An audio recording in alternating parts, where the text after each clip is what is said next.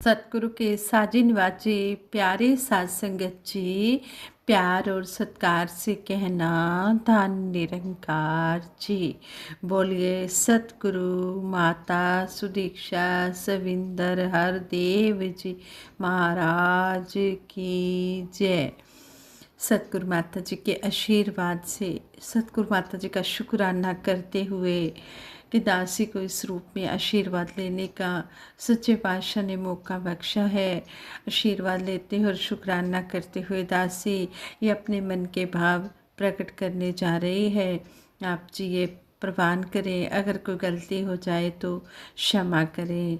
साध संगत जी, पहले दासी एक छोटी सी स्टोरी शेयर करेगी। इस स्टोरी से हमें यही सीखने को मिला है कि हम एक मन एक चित होकर सेवा सिमरन सत्संग करते चले जाएं, गुरु के हर वचन को ध्यान से सुने और उसको अपने कर्म रूप में इम्प्लीमेंट करें।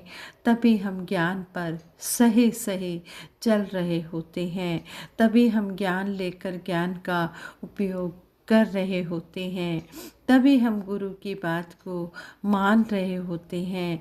जो गुरु हमसे चाहते हैं कि हमने कर्मों द्वारा अपने ज्ञान को आगे लाना है। ज्ञान कर्म में ढल जाए तो जीवन का श्रृंगार बने। दासी स्टोरी शुरू करने जा रही है, आप जी प्रवान करें। साध संगत जी कहते हैं, एक शिष्य की शिक्षा जब पूरी हो गई तो विदा लेने के समय उसके गुरु ने उससे कहा, बेटा यहाँ रहकर तुमने शास्त्रों का ज्ञान प्राप्त कर लिया है, किंतु कुछ उपयोगी शिक्षा अभी बाकी रह गई है। इसके लिए तुम मेरे साथ चलो। शिष्य गुरु के साथ चल पड़ा। गुरु उसे आश्रम से दूर एक खेत के पास ले गए। वहाँ एक किसान अपने खेतों को पानी दे रहा था।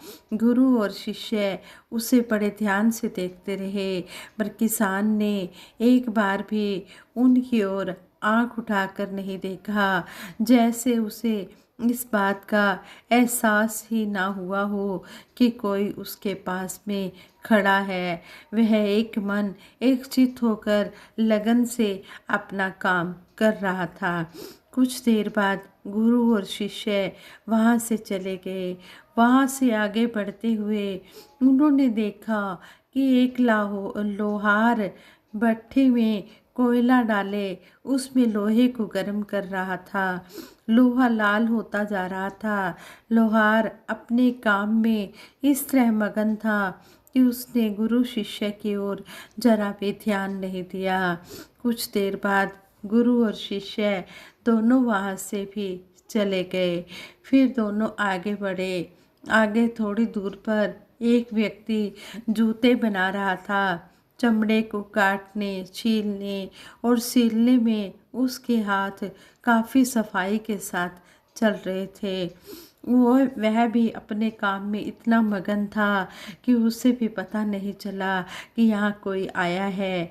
कुछ देर बाद गुरु ने शिष्य को वापस चलने को कहा।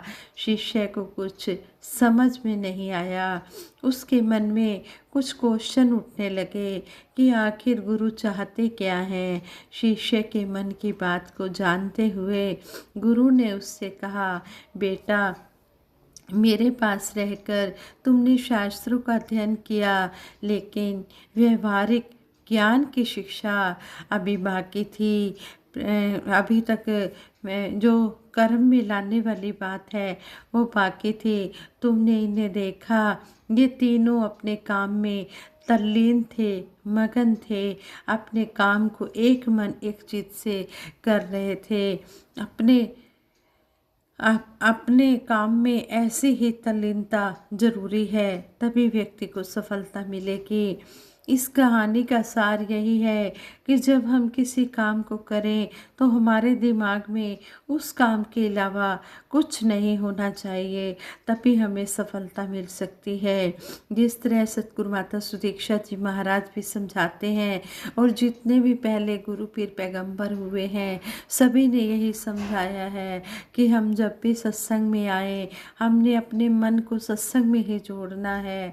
ये नहीं कि तन तो यहाँ पर जुड़ा हुआ है लेकिन मन कहीं और लगा हुआ है। नहीं, हमने एक मन एक चित होकर हमने सत्संग सुनना है।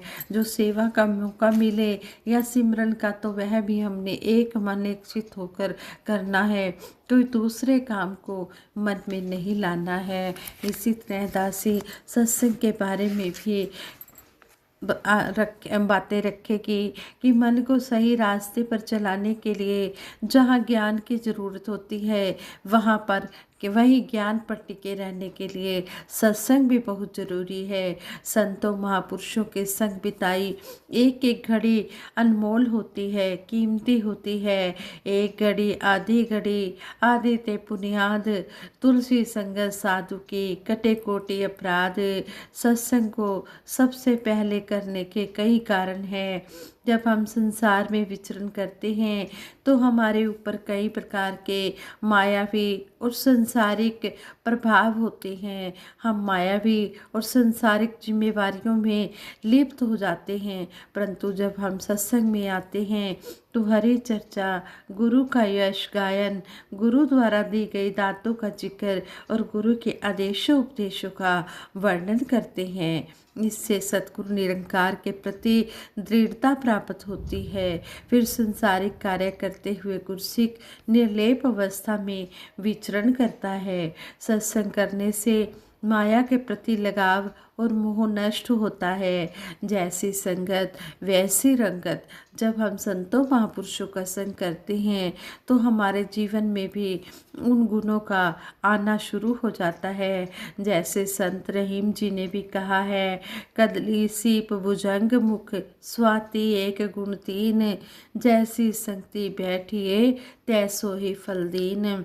भाव, जब स्वाति बूंद केले में गिरती है तो वह सुगंधित कपूर बन जाती है। वही बूंद जब सीप के मुख में गिरती है तो मोती बन जाती है, और जब सांप के मुख में गिरती है तो जहर बन जाती है। बूंद वही, पर जैसा जैसा उसे संग मिला वैसा वैसा वो बनती चली गई। सतगुरु बाबा हरदेव सिंह जी महाराज ने संपूर्ण हरदेव वाणी में भी ऐसे ही भाव प्रकट किए हैं। जो इंसान जगत में करता, जैसी जैसी संगत है उसके मन के ऊपर चढ़ती वैसी वैसी रंगत है। सज्जन का संग करने वाला सज्जन ही बन जाता है, दुर्जन का संग करने वाला दुर्मत को अपनाता है। कच्चों का संग करने वाला भटकेगा भटकाएगा, जो पक्कों का संग करेगा गुरमत में ढल जाएगा।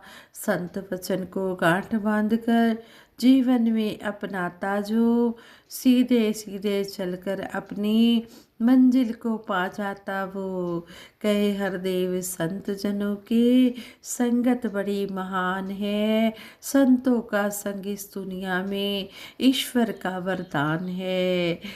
काम, क्रोध, लोभ, मोह और अहंकार इंसान के सबसे बड़े दुश्मन है। ये इंसान को शैतान बना देते हैं, परंतु सत्संग करने से यह पांचों हमारे अधीन होकर चलते हैं। संपूर्ण अवतार वाणी शब्द नंबर 56 में शहनशाह जी फरमा रहे हैं, साधी संगत कर लै बंदे, पीवेगा तू अमृत रस। साधी संगत कर लै बंदे, हो जान पंजे तेरे वश। युग प्रवर्तक बाबा गुरबचन सिंह जी महाराज ने भी अपने विचारों में यही बताया। साथ संगत हमारे स्वभाव बदलती है, बुरी आदतों को बदलती है। संतों की संगत करने से हमारे ऊपर सच की रंगत चढ़ती है। हमारे अंदर जो तरह तरह के अवगुण, बुराइयां, निंदा आदि बुरी आदतें होती हैं, वह हम आत्माओं की संगत से बदल जाया करती हैं। जब हम संगत करते हैं तो हमारे ऊपर सच्चाई का रंग चढ़ना शुरू हो जाता है। पारस भेंट कंचन धातु होई, सत्संगत की वड्याई। सत्संग में आकर ही हमें वर्तमान सतगुरु के आदेशों उपदेशों की जानकारी होती है। बेशक आजकल सोशल मीडिया द्वारा समय समय पर ऐसी जानकारियां मंडल के निर्देशों और सतगुरु माता जी के विचारों द्वारा मिलती रहती हैं, परंतु जब हम संगत में होते हैं तो बहुत ही पॉजिटिव तरीके से हरि यश, गुरु का गुणगान, हरि चर्चा, सतगुरु के आदेशों का जिक्र करते हुए उन्हें जीवन में अपनाने का ढंग भी बताते हैं। जैसे कहा भी गया है कि संत मिलन को जाइए, तज माया अभिमान, ज्यो ज्यो पग आगे धरे, कोटि नियग समान। नेक लोगों की संगत से हमेशा भलाई ही मिलती है, क्योंकि हवा जब फूलों से गुजरती है तो वो भी खुशबूदार हो जाती है। संगत में सिर्फ शरीर द्वारा आना काफ़ी नहीं, बल्कि शरीर के साथ साथ मन का शामिल होना भी जरूरी है। प्रथम भक्ति संतन कर संगा, दूसर रत मम कथा प्रसंगा। सत्संग में पहुंचना और पहुंचकर उसमें इंटरेस्ट लेना, दोनों को इसलिए अलग अलग किया गया है क्योंकि पहुंचना तो केवल तन से होता है, लेकिन इंटरेस्ट लेना, आनंद लेना मन का काम है। इसलिए हमें समझाया गया है कि सत्संग में पहुंचने से अधिक महत्वपूर्ण वहां पहुंचकर मन लगाना है। गुरु वशिष्ठ जी ने भगवान श्री रामचंद्र जी को समझाया कि हे राम, तन के काम काम नहीं कहलाते, वास्तव में मन के काम को ही काम कहते हैं। मन के भाव कभी कभी अधिक महत्वपूर्ण हो जाते हैं। जैसे डाकू के हाथ में चाकू है और डॉक्टर के हाथ में भी, किंतु एक के मन में मारने का भाव है और दूसरे के मन में बचाने का भाव है। बंदे में कर भाव बदी का, बन जाता शैतान है। भाव अगर है नेकी वाला, बन सकता भगवान है। डाकू व डॉक्टर दोनों के हाथ में होता चाकू है। डॉक्टर आखिर जीवन रक्षक, जीवन भक्षक डाकू है। सतगुरु बाबा हरदेव सिंह जी महाराज ने भी सत्संग के महत्व के बारे में हमें समझाया। सत्संग में हरि यश होता है, ज्ञान चर्चा होती है, महापुरुष अपने अनुभव बताते हैं जिन्हें सुनकर हमें मजबूती मिलती है। निरंकार सतगुरु पर विश्वास पक्का होता है। महात्माओं ने यहाँ तक कह दिया कि संगत, सतगुरु और निरंकार एक ही सत्ता के तीन रूप हैं। इनमें से अगर किसी एक को छोड़ दें तो धीरे धीरे तीनों ही छूट जाते हैं। अगर कोई सत्संग से पीछे हो जाता है तो उसका गुरु से प्यार भी धीरे धीरे खत्म हो जाता है। सत्संग को परमार्थ की पहली सीढ़ी माना जाता है। जो महापुरुष डेली संगत करता है उसका गुरु से प्यार और निरंकार के प्रति विश्वास भी बढ़ता जाता है। जो महापुरुष यह दावा करते हैं कि उनका गुरु से प्यार है, वह तो जरूर ही सत्संग में जाएंगे। जब भंवरा उड़ना शुरू करता है तो रास्ते में अनेकों गंदगी के ढेर और बदबूदार जगह भी आती है, पर वह उन पर ध्यान दिए बिना फूलों का रस और खुशबू लेने फूलों के बगीचे में पहुंच जाता है और उसे इतना आनंद आना शुरू हो जाता है कि उसको दुनिया की कोई परवाह ही नहीं रहती। ठीक इसी तरह निरंकार का ज्ञान देकर सत्संग रूपी बगीचा संतों के वचनों रूपी फूलों की खुशबू ही है। हम भी भंवरे की तरह इस दर पर आकर ऐसे आनंद मगन हो जाएं कि हमें दुनिया का कोई ध्यान ही ना रहे।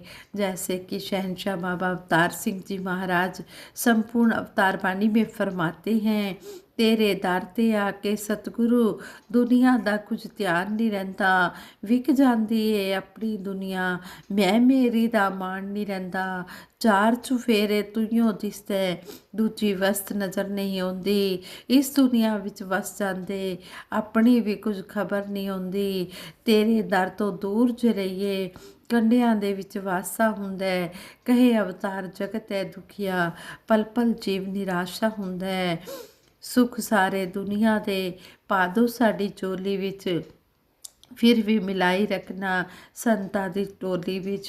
सतगुरु माता जी के चरणों में यही अरदास है कि हम हर रोज़ तन मन से संगत भी शामिल हों। जो भी आप जी के आदेश आएँ उनको सिर्फ सुनने तक सीमित ना रखकर मन वचन और कर्म से उनको अपने जीवन में लाने का लगातार प्रयास करते हुए भक्ति के रास्ते पर आगे बढ़ते चले जाएं। आज संगत जी ये विचार करते हुए दासी से बहुत सी गलतियां भी हुई होंगी। उन गलतियों के लिए आप जी दासी को क्षमा करें और आगे के लिए सुमत बख्शें। सबके भले की कामना के लिए, सबके सुखों के लिए सतगुरु माता जी के चरणों में दासी अरदास करेगी। सभी ने मिलकर इस अरदास में शामिल होना है। तू ही निरंकार, मैं तेरी शरण हाँ, मैनू बख्श लो। तू ही निरंकार, मैं तेरी शरण हाँ, मैनू बख्श लो। तू ही निरंकार, मैं तेरी शरण हाँ, मैनू बख्श लो। बोलिए सतगुरु माता सुदीक्षा सविंदर हरदेव जी महाराज की जय। निरंकारी राजमाता गुरु बचन अवतार की जय। साध संगत जी बड़े प्यार से कहना, धन निरंकार जी।